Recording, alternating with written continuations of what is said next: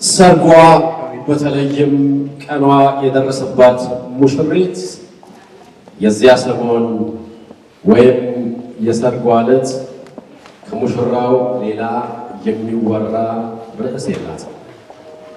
ለሙሽራውም እንደዚያ ቤቱን ሰፈሩን ሊገዛ የሚገባ ዋነኛ አጀንዳ ያፈቀረችውን ልታገባው እንደሆነ ማውራት ብቻ። ስለሱ አንዲት ነቀፋ መስማት አትፈልግም።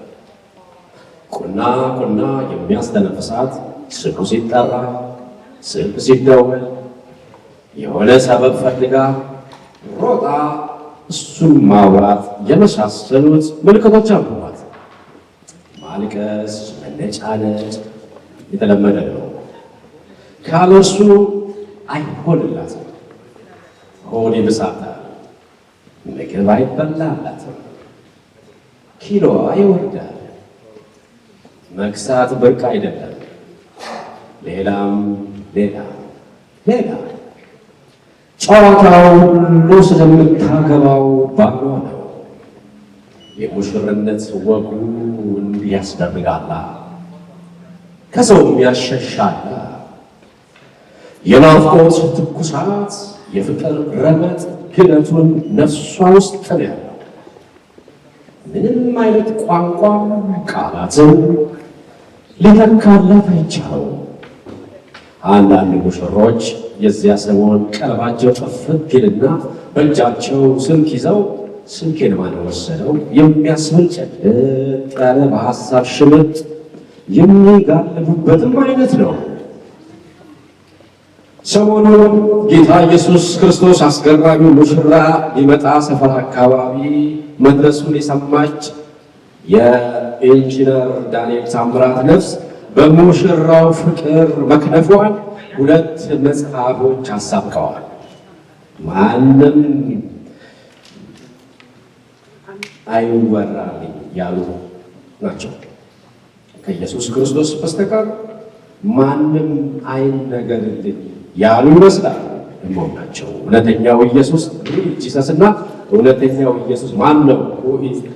ጂሰስ የተባሉት የዚህ ውድ ሙሽራ መልበቅ የኔም ነው ብላችሁ ቀጠሯችሁን በዚህ በፌብሩዋሪ 28 ከሰዓት በኋላ በዚሁ አዳራሽ የሚደረገው የሙሽራውን ማንነት ግልጥልጥ ተደርጎ በመጽሐፍ ተጠርሶ ለእኛም እንድናውቀው በቀላሉ የቀረበ ለሚጠይቁን ሁሉ ለማስረዳትና መልስ ለመስጠትም ያዘጋጀን ዘንዳ ክርስቶስን ብቻ የተረከ በአማርኛ በእንግሊዝኛና በአረብኛ ቋንቋዎች የቀረቡትን መጽሐፍ እንዲሁም በሶፍት ኮፒ የተዘጋጁትን ከደራሲው ጋር አብረን ሽቅብ ልናወጣው እንደ ታላቅ ወንዝ ጅረት ሆኖ በዓለም ሁሉ እንዲጥለቀለቅ ተናፋቂው አዳኛችን ሙሽራው ይገባዋል ብላችሁ የሰርግ ቤቱ ድምቀት ሆናችሁ ለመጣችሁ የክብር እንግዶች ሁሉ እንኳን በደህና መጣችሁ። ገጽ 21 ላይ እውነተኛው ኢየሱስ ማን ነው ከሚለው ላንብብላችሁ። ዳን የጻፈውን ማለት ነው። እውነተኛው ኢየሱስ ማን ነው? በቅዱሳት መጽሐፍት የተገለጠውን የኢየሱስ ክርስቶስን መጽሐፍ ቅዱሳዊ ማንነት አጽንዖት በመስጠት ፍጹም አምላክና ፍጹም ሰው የዓለም አዳኝና የፍጥረት ሁሉ የበላይ ጌታ መሆኑን ያረጋግጣል። መጽሐፍ ቅዱስ ኢየሱስ መለኮታዊ ሥልጣን እንዳለው ያሳያል። በይበልጥ በግልጽ የሚታየው በኢየሱስ ኃጢአትን ይቅር የማለት ኃይል ነው። የእግዚአብሔር ብቻ የሆነ ሥልጣን ቅዱሳት መጽሐፍት ኢየሱስን እንደ ኃያል አምላክና የዘላለም አባት ለይተውታል። መጽሐፍ ቅዱስ ኢየሱስን እውነተኛ ማንነቱን የሚገልጡ ብዙ የማዕረግ ስሞች አሉት። የእግዚአብሔር ልጅ አምላክነቱን አጽንዖት ይሰጣል።